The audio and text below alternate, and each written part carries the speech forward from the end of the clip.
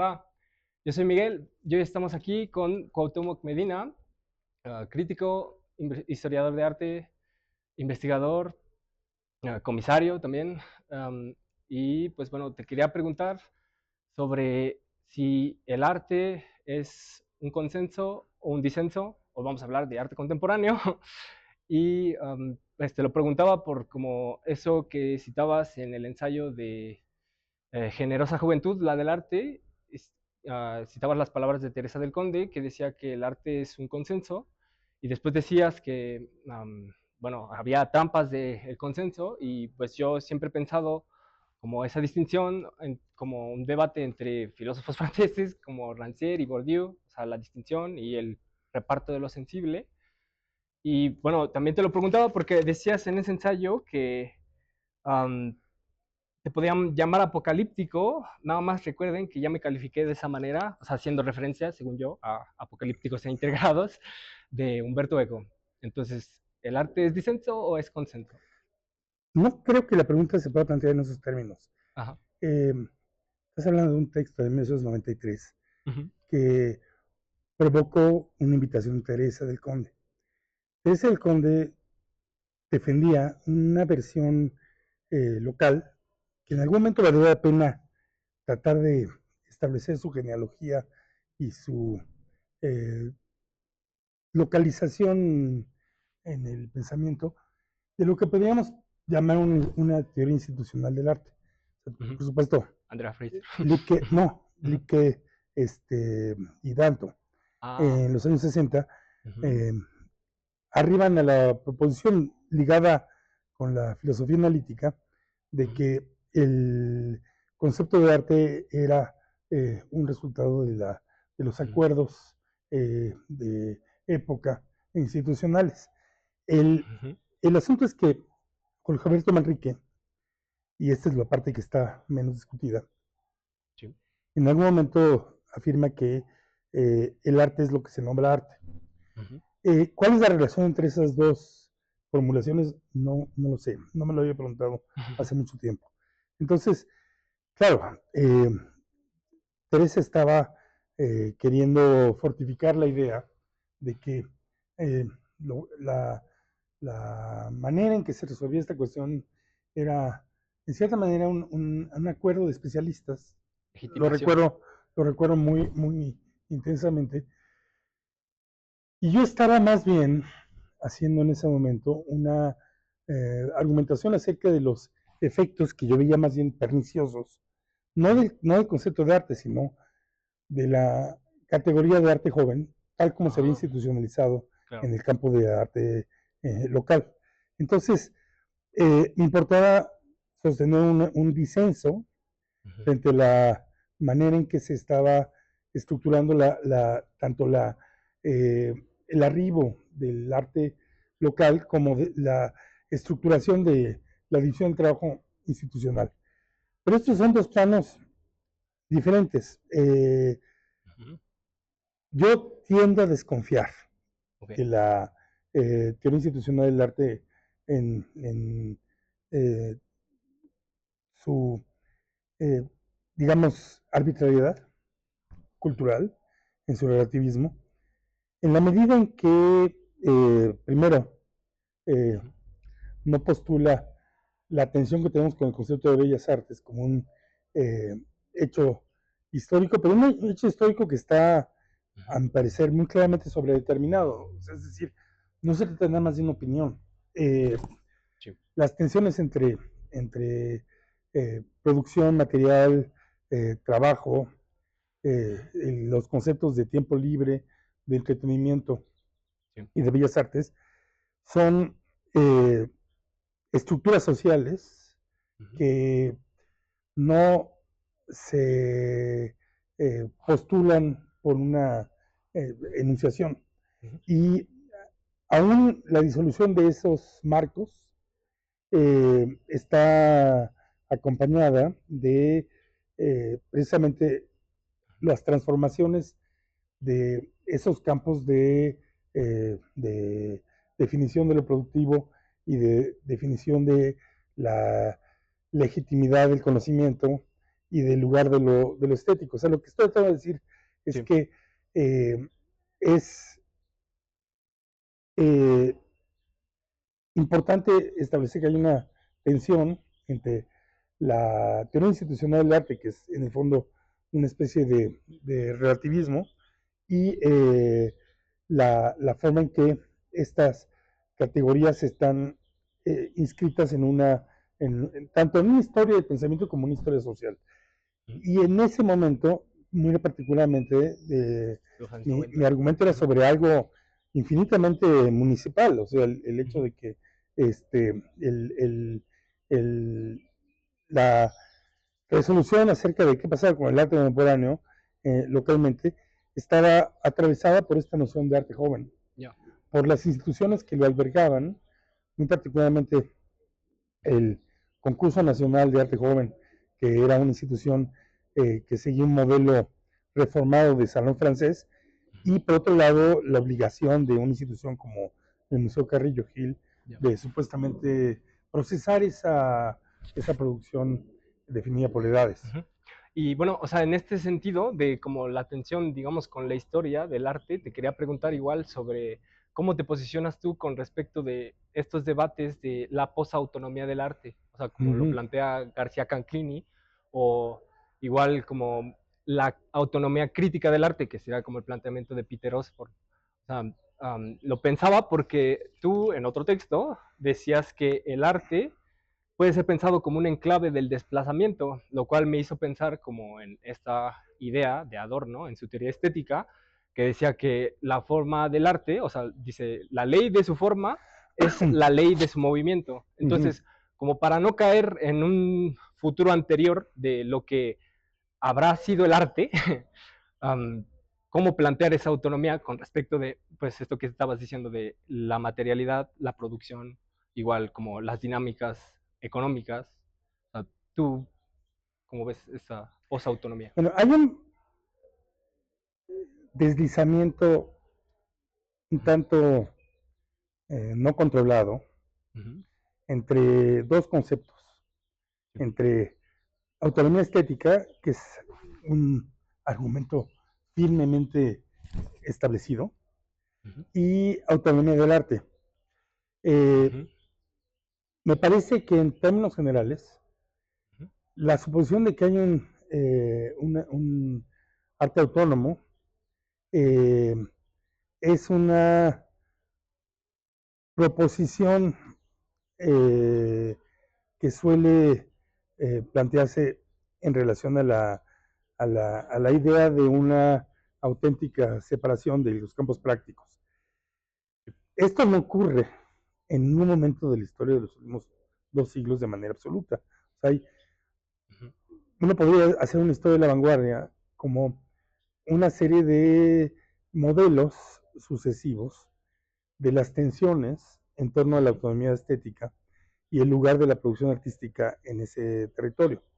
De Ujú. manera que es, en mi parecer, problemático que lo convirtamos en un hecho histórico seguro.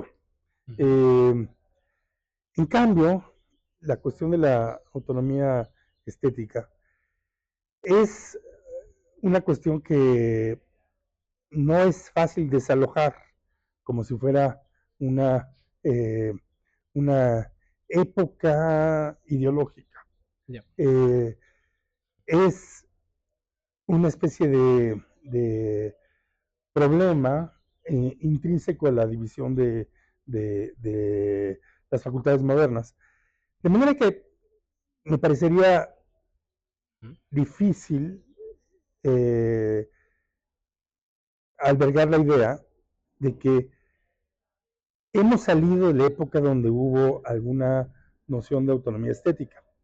En la medida Ujú. en que no es pura, es más, ni siquiera en Kant, ni Ujú. siquiera Sí, en el sí. texto de la tercera crítica, Ujú. aparece como una categoría absoluta. O sea, existe la idea de una belleza adherida, de una belleza ancilar. Son una serie de modalidades que Sí. califican ese límite de autonomía. En cualquier modo, ciertamente, el argumento de Néstor está ahondado en este horizonte de suponer que hay algo así como una identificación entre modernismo y arte puro, lo cual tampoco es estrictamente cierto, o sea, porque precisamente las batallas entre arte puro y arte comprometido son las batallas del modernismo. A mí me parece que en este momento hemos devastado la idea de que haya alguna especie de arte que no tenga consecuencias de orden práctico, que no tenga efectos políticos, y hemos, en cierta manera también, desalojado la idea de que haya algo como una categoría de arte político o incluso arte útil, en la medida en que prácticamente cualquier producción cultural tiene efectos, aunque no necesariamente controlados y planificados. Por eso es que, aunque entiendo la necesidad de avanzar en esa dirección, creo que tendríamos que, o por lo menos yo me decantaría por pensar que las conflictos, paradojas y oscilaciones del momento de la estética autónoma siguen siendo algo que habita esta reconfiguración de todo lo que hacemos en el lugar de las bellas artes. Ya. Y bueno, yo te quería preguntar algo más como sobre, digamos, de tu experiencia o tú como agente o actor en esta red de como el arte contemporáneo. O sea, ¿en qué momento cobraste conciencia del papel que estabas jugando en la historia del arte contemporáneo? O sea, sí hubo un momento. O sea, y lo pienso porque pues no es evidente. O sea, bueno, me acuerdo que en algún ensayo igual citabas a Marx citando a Mandeville en la fábula de las abejas, diciendo que el conocimiento crea nuevos deseos. Y pues me parece que es cierto. O sea, obvio, es como decías, no es totalmente planificado, pero tampoco es como un accidente. O sea, sí hay algo, un cierto margen de maniobra que se tuvo que pues poner en marcha para que, digamos, se crearan esos nuevos deseos. No estoy claro de cómo responder lo que estás preguntando, porque Ujú, desde un punto de vista biográfico, digamos, ujú, yo, después de enrolarme por error a trabajar en el Museo Carrillo Gil, ujú, adopté una cierta agenda que tenía una cierta claridad, en el sentido de que ujú, no encontraba cómo era posible que la práctica de la pintura como pintura, para citar de ese conde, o de la transvanguardia tenía alguna clase de existencia, y en sí, cambio la complejidad, tanto eh,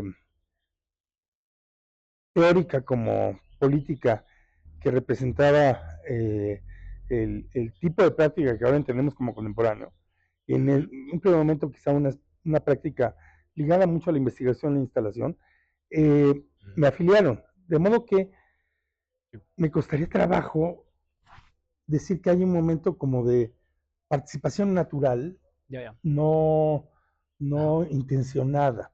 Si eso es ujú, lo que quiere decir por sí. conciencia, no sé si lo, Ajá, o sea, la idea de que ujú, uno opera eh, como sonámbulo en este campo, es algo que me parece bueno y natural, pero en el sentido de que eh, es un campo donde no estás operando desde lo planificado, ya. sino que estás tratando de precisamente eh, aceptar que algo puede aparecer.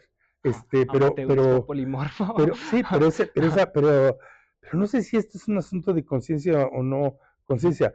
La cita que estás dando es un problema muy, muy, muy, muy concreto ujú, que se retoma en muchos momentos. ujú, Y es la idea de que lo que distingue a animales y humanos no es nada más el habla, sino la planificación del trabajo. sí, Y esto es algo que se arrastra en toda la etapa ujú, moderna. Hasta Heidegger, Derrida, ujú, en el curso de teoría y práctica, ujú, detecta Heidegger suponiendo ujú. esa división. Pero Wow. claro, es muy estricta en Marx. Ujú, No sé si la noción de plan, por eso estoy ujú. regresando, si tu noción de conciencia es la noción de plan, Ya, me parece que aquí claramente los compromisos culturales y políticos que tomamos difícilmente están construidos así, de esa manera tan leninista de tenemos un plan, un proyecto y lo llevamos a cabo, ya, que es lo último que hicieron los soviéticos. ya. Y bueno, en este sentido, o sea, si no hay plan, igual, bueno, pienso como en una foto que tienes enfrente de un mural con un graffiti que dice arte es fracaso. O Ujú. sea, y en varios momentos de este libro, de Abuso Mutuo, en varios ensayos, mencionas no un fracaso, sino varios fracasos. Y bueno, en los últimos años, en digamos el discurso cultural, he escuchado que pues este término o este concepto del fracaso ha cobrado cierto esplendor. Entonces, en ese Mm. sentido, o sea, te quería preguntar por los fracasos, pero además, o sea, si tú crees que el fracaso tiene un cierto esplendor en el arte, como un cierto resquicio de vitalidad o algo así. Eh, Voy a confesarte que no he Ujú, pensado en términos generales esa fórmula. Me hago consciente ujú, de que, eh, a diferencia de la ideología artística y del genio, ujú, algo que particularmente eh, se atraviesa la práctica artística post 60 ujú, es cierta atracción por los fracasos, ujú. que es distinto que la noción de accidente de los años 30 o 40, ¿no? Sí. Bueno, y también yo lo ligaba también como al fracaso conceptual, o sea, de como soy Levit, o sea, como que hay un momento en el que el arte conceptual es demasiado abstracto y siendo que ese fracaso pues abre nuevas posibilidades, nuevas No sé, prácticas. yo creo que Ajá, más bien aquí, pero en mi caso yo creo que, sí. y como lo veo en otros autores, Ujú, creo que más bien está referido al fracaso de los proyectos sociales. mm, O sea, ujú, tenemos que asumir que contemplamos una cultura que atestigua fracaso tras fracaso.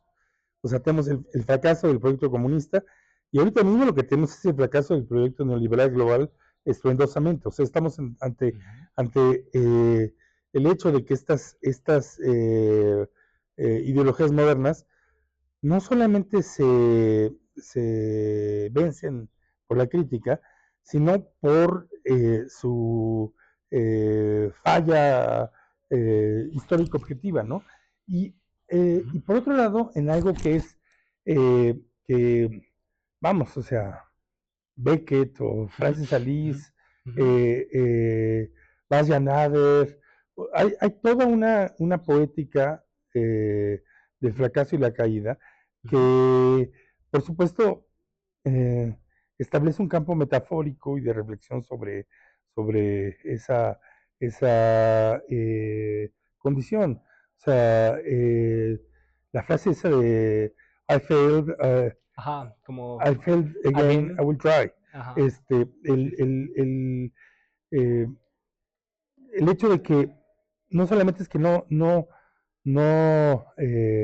tienes la noción de éxito como un valor cultural, sino que asumes que esta se vuelve una especie de práctica ética Ujú. estetizada.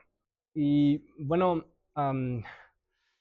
en esta misma línea del fracaso del neoliberalismo globalizado, te quería preguntar, bueno, más adelante te preguntaré igual por como lo contemporáneo, quería hacer como un ejercicio así a lo Calinescu, pero primero, quería preguntarte como, o sea, sobre lo fragmentario de la experiencia contemporánea y más específicamente sobre, digamos, lo fragmentario latinoamericano o, digamos, desde la perspectiva del sur, porque, bueno, en dos textos, en uno que está así en la polémica que tuviste con Teresa del Conde, y creo que es en, no me acuerdo cuál tesis, pero en una de las tesis sobre lo contemporáneo, dices o mencionas como el derecho a la contemporaneidad de los tercermundistas.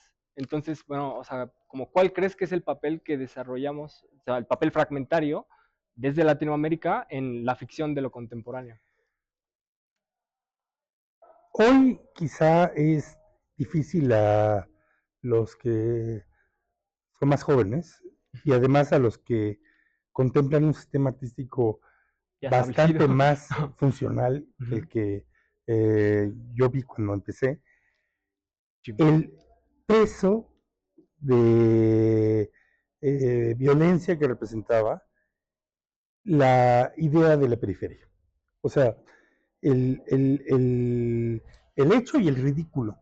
El ridículo subsiste, pero la suposición de que en realidad por haber nacido aquí o en Tucumán, eh, lo que estabas haciendo no estaba en posibilidades de volverse ejemplar, Ujú. ¿sí? Y que estaba exiliado de la temporalidad de la historia. Eh, esa condición de dependencia, yo la percibía de manera muy explícita como un problema de temporalidad. Entonces, ¿qué sucede cuando se hace la forzada inclusión del sur Ujú. y la muy variada, complicada y a veces errada Ujú. transformación de la historiografía del arte, particularmente moderno, con la inclusión de las narrativas modernistas o vanguardistas del sur? Lo que Sí. sucede es que se vuelve inaprensible, salvo para, yo diría, para los sectores más colonizados, Ujú. la idea de que se están perdiendo algo. O sea, Ujú. es un logro mayor, Ujú. eh, no siempre apreciado, que tu meta no es tratar de acabar en el MoMA o Ujú. representado en un argumento parisino. ¿Sí? Ujú. Y por supuesto, el que también el dato de la tensión que existe entre Ujú. los distintos pedos de representación de las distintas geografías se vuelve el tema de muchísima obra y muchísima crítica. Entonces, Ujú. esto era realmente una especie de reclamo Ujú. ante el hecho de que eh, parecía que teníamos que aceptar las condiciones de estar eh, no solamente localizados, sino eh, eh, atrasados o estar preocupados por ese tema. Ya. Este es porque la otra manifestación Ah. de esa dependencia es la celebración del momento que alguien se vuelve universal, alguien se Ujú. vuelve moderno, como si fuera una especie de utopía alcanzada, ¿no? Ya. O el mero discurso de la existencia de alguna clase de momento de escape. Ujú. Entonces, te digo, yo creo que a los que viven ya en el pleno siglo XXI, y sobre Ujú. todo a quienes operan en el campo cultural y artístico, con el resentimiento de que ahora existe un establishment local y que están peleados con la estructura de sobrerepresentación de ciertos artistas, Sí. lo que están viendo son eh, males benéficos, o sea, ya no se están muriendo de disentería, sino de ataque al corazón, Ujú. Ujú. para hablar en términos materiales, ¿no? Eh, sí, hoy me parece, Ujú. lo que puede haber más bien es una pregunta de cómo se Ujú. replantea ese derecho ya ganado. Sí. Una parte importante es el modo en que en varias direcciones, aquí pienso en Rags Media Collective, en Delhi, pero también en Agamben, Sí. la pregunta de lo anacrónico y por tanto el espesor de Ujú. lo contemporáneo se vuelve una pregunta crucial. También aparece la pregunta muy complicada de Ujú. ¿qué haces con la tensión entre necesidades de representación política y arte Ya. avanzado? O sea, Ujú. curiosamente es una temática que puedes revisar históricamente. Cuando Magali Lara escribe en el año 81, me parece, en la revista FEM, acerca del lugar del feminismo, ella Sí. hace un reclamo que tiene la forma de, está muy bien que tengamos exhibiciones con mujeres, pero no debe olvidársenos que estamos trabajando en un campo de arte contemporáneo. O sea, Ujú. Ujú. esta pregunta todavía sigue siendo una pregunta muy seria porque plantearía el que si vamos a poder constituir con esas distintas intervenciones y incorporaciones eh, la, un estatuto de Ujú, demanda ujú, de temporalidad. O sea, si vamos a poder establecer ujú, algún claro indicio de que estás lidiando con arte avanzado ya, y no solamente con expresiones culturales. ujú, Eh, por eso esa pregunta hoy me parece que atrae harto. un problema. O Ujú, sea, ujú, una vez que ser contemporáneo se vuelve una banalidad, sí, ¿cuál es el horizonte crítico?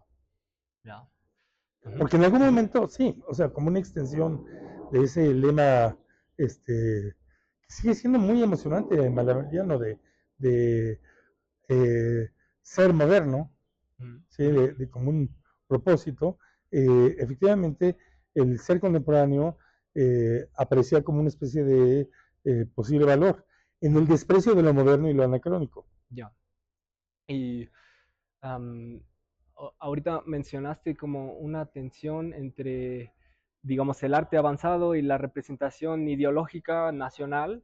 No nacional, Bueno, no. Más bien, más ajá, bien la representación inclusiva, sí, incluyente, de tanto este, prácticas culturales de comunidades no occidentales ujú, como de prácticas culturales queer, sí, sí, sí, o sea, o más bien sea, de la forma en que la ujú, imprescindible ajá, proceso de inclusión ya, ujú, eh, se tiene que plantear en términos de si no disuelves el campo de arte contemporáneo. O sea, me queda claro que ujú, hay una complejidad en que muchísimas prácticas, digamos, vamos a decir, sí, mixtecas ajá, o ajá, samis, ajá, están negociando desde esa diferencia ajá, con el campo crítico y también sí, con horizontes históricos de ajá, la producción contemporánea occidentalizada.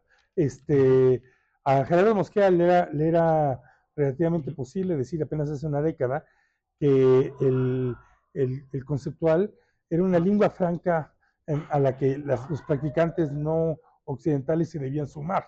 Y ahora ya sí, no resulta tan evidente. Ahora tenemos una serie de prácticas que están colocadas en términos ajá, tanto técnicos como, ujú, como argumentales, ujú, de orden representativo, ya, en donde afortunadamente se tiene que dar una fricción ya, acerca ujú, de qué implicaciones tiene este otro campo de contemporaneidades. ya. Pero bueno, o sea, en esa tensión, O sea, lo que digamos, pasa es que la ajá, noción de contemporáneo sí, realmente pierde su ujú, sentido de valoración, ujú, de juicio estético, en relación a que, ujú, primero, es un hecho ya dado y además la sí, inclusión de aquello que no estaba occidentalizado, que estaba plenamente suprimido en el campo de lo contemporáneo, relativiza ujú, esa contemporaneidad. ya. Y bueno, am, sí, bueno, en ese sentido, o sea, en el sentido de esa tensión, de como, digamos, la inclusión y pues lo que ya nos es dado, o sea, como el estado de la cuestión contemporánea, te quería preguntar sobre el abuso, o sea, como creo que, o sea, ese, digámoslo así, ese concepto permite justamente como hacerle frente a esas problemáticas, pero, o sea, digamos, tomar parte sin tomar partido, para hablar como Didi Uberman. O sea, para mí el abuso es como un con y contra, porque, o sea, como dijiste en alguna ocasión, es como intervenir, que no supone plantear ni una cura, ni una denuncia, ni una utopía. Bueno, así pensaba el abuso, pero... Digamos que Ujú, en, en algún momento yo ujú, asumí sí, que el criterio de la justicia ujú, y la reparación no eran necesariamente factibles.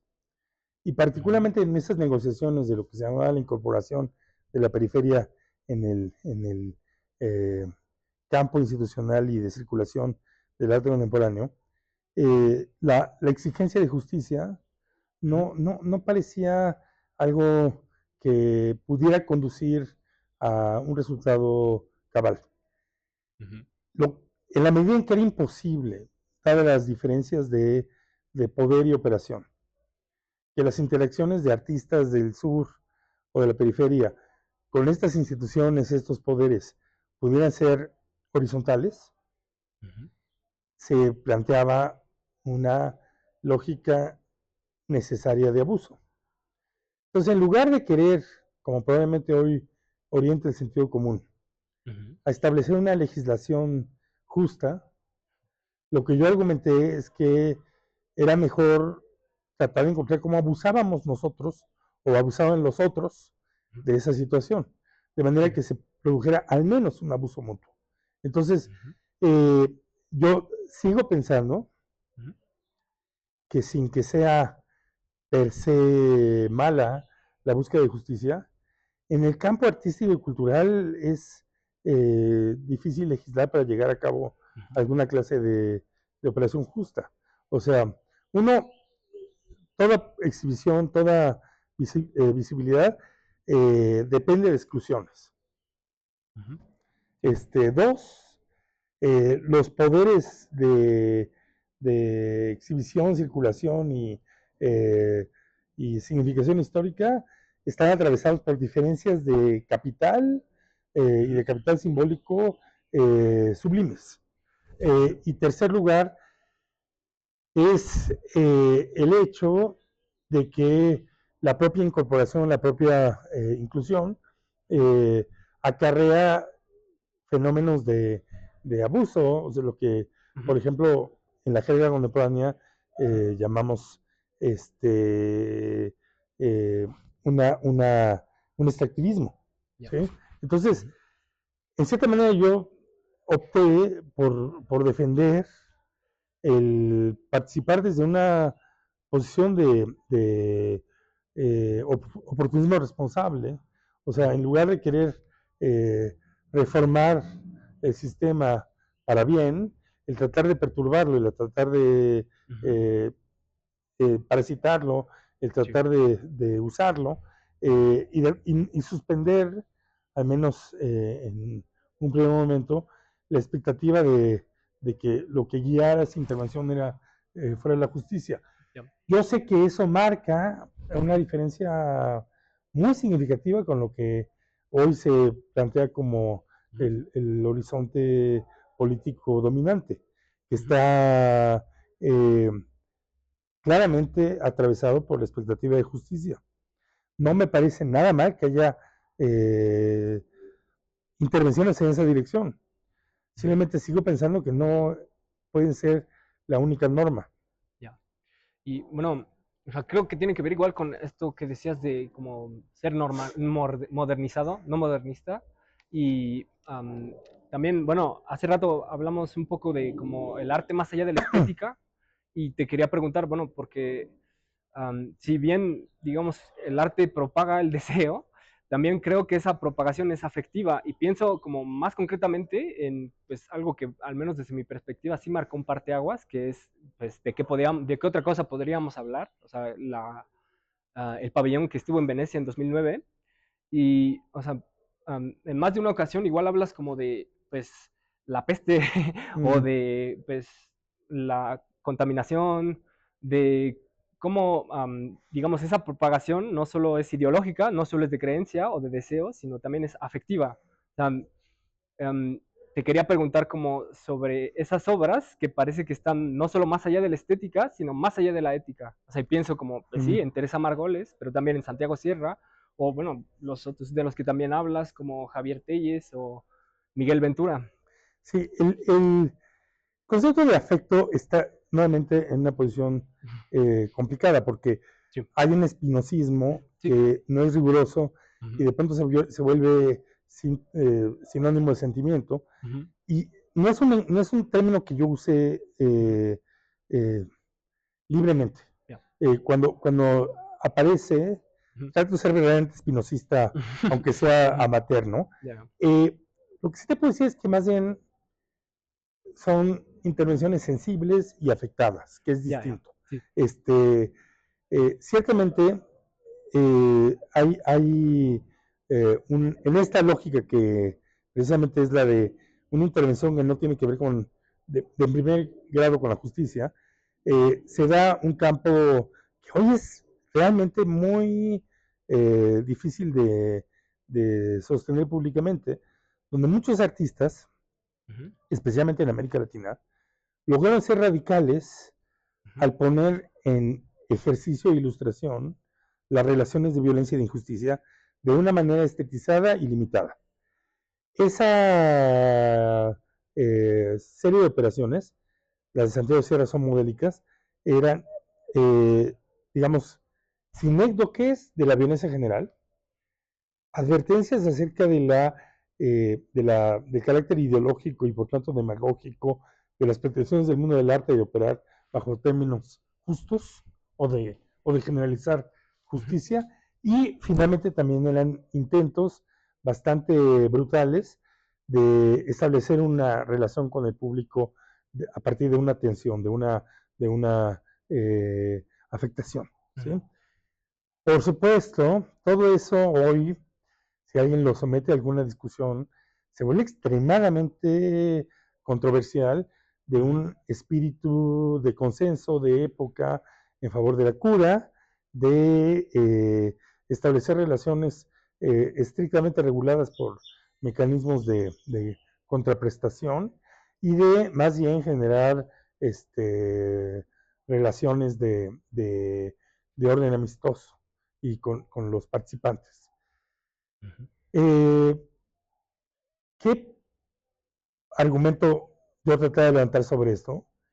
Y que todas esas operaciones abiertamente eh, contrarias a una noción de ética, producían una ética mediante su suspensión. O sea, lo que yo trataba de argumentar es que esos actos de orden controvertido, lo mismo podemos decir de Pasolini, debían producir en el espectador, no en el acto, la interpelación de dónde estaba mi ética. ¿Sí? Y yo siento que en términos efectivos lo hacen. Mucho más, probablemente, que la adhesión o aceptación, ahora sí que consensual, que los modelos de práctica ética parecían sugerir. O sea, aquí tienes dos modos de operación radicalmente contrapuestos. O eres evangélico y predicas por el ejemplo, o haces provocaciones dostoyevskianas. Entonces, yo siento el, eh, que la discusión de esos dos modelos está pendiente de hacerse, pero desconozco si hay las condiciones en el moralismo contemporáneo para llevar a cabo con alguna clase de distancia crítica. Por ejemplo, yo siento que algo que muy sabiamente ha hecho Teresa Margolles es que en el corrimiento de su trabajo, ha modificado su práctica de manera que no caiga en esos terrenos de violencia sobre el espectador o sus colaboradores.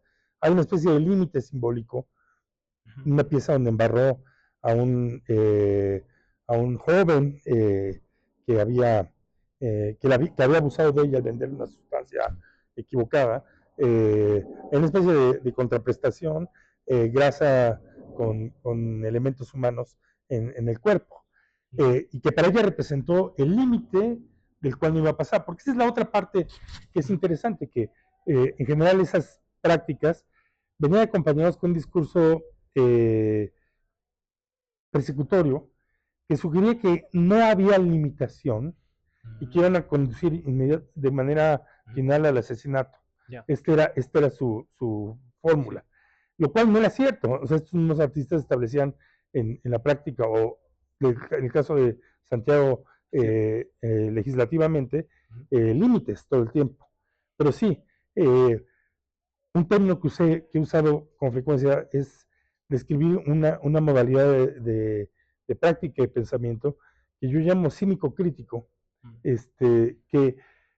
Que me parece que, por supuesto, es una de las modalidades del modo de pensar posmoderno, y que además sucedía con un principio básico que todavía puede generar cierta distancia, que muchas de las nociones de práctica y demanda de práctica ética contemporánea suponen alguna clase de trascendencia que guía o dicta valor, Yep. aunque sea Gaia.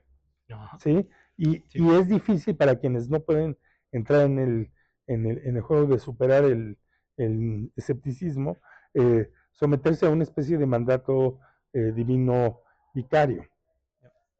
Y bueno, ya por último, te decía que quisiera hacer como un ejercicio así a lo Calinescu, como él definió, bueno, decía las 5 caras de la modernidad, que eran, bueno, modernismo, postmodernismo, vanguardia, kitsch y ¿Qué decadencia, creencia? ¿no? O sea, quería preguntarte así sobre, pues, 5 conceptos que en tu opinión cirnieran, ¿sí? A la contemporaneidad o lo contemporáneo. O sea, yo había pensado como en fracaso, o en, no sé, proceso, o fragmento, Bueno, no no, sé. yo creo que Ujú, eh, uno es contemporáneo, ujú, otro es periferia y centro. ujú, Son conceptos que tienen una historia interesantísima porque ujú, finalmente son grandes aportaciones teóricas latinoamericanas, son la teoría de la dependencia de los años 60 y 70, ¿no? Que luego fueron revividas, resucitadas por el campo cultural. Eh, Me parece que el término de cínico ujú, muy importante. ujú, El término intervención es un término de una complejidad pavorosa. Eh, ujú, Plantea una verdadera dificultad teórica.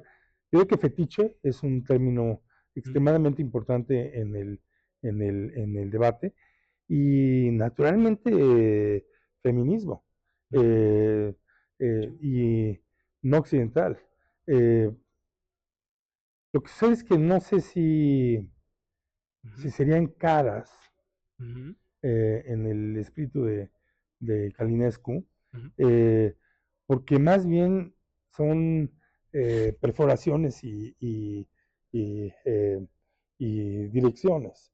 O sea, no creo que generen ese vocabulario que él ujú, eh, planteó.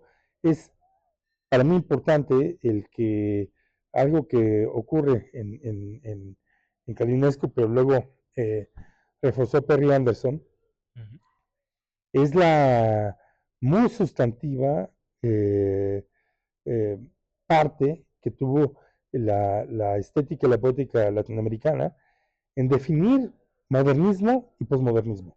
O sea, es extremadamente importante precisamente en esta lógica de derrumbar la idea de que hay una centralidad. Eh, no solamente señalar que hay personajes claves que tienen un origen latinoamericano, ujú, Lautremont, Picabia en particular, pero el hecho de que el concepto de modernismo antes que nada aparece en torno de Darío ujú, y de el campo de las letras simbolistas latinoamericanas, sino que el concepto de posmoderno aparece en relación a López Velarde. O sea, ya, sí, aunque sea un arranque que luego aparece ujú, de, diluido y no presentado, pero ujú, en cierta manera, en paralelo al modo en que eh, Marinetti convierte el, el futuro en una militancia, ujú, desde una posición periférica, es extremadamente interesante que también en una posición de subdesarrollo se haya construido la noción de un partidarismo ciego por la modernidad. ya. Muchas gracias, Cuauhtémoc. No, no hay de qué. Ajá.